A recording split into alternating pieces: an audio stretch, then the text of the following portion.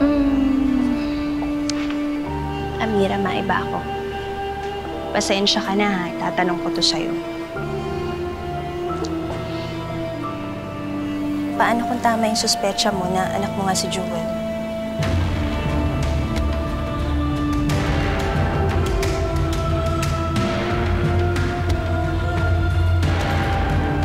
Mga kaaway mong nagpalaki dun sa bata. Tapos, posible pang si Seb yung tatay niya. Si Jewel nga yung anak ko.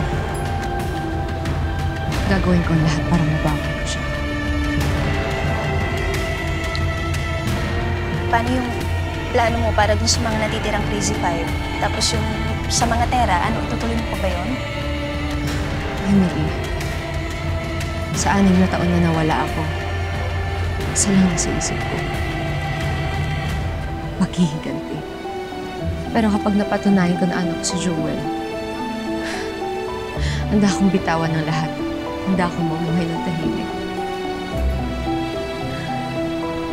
Kakalimutan kong paghihiganti. Dahil yun ang makakabuti para sa kanya.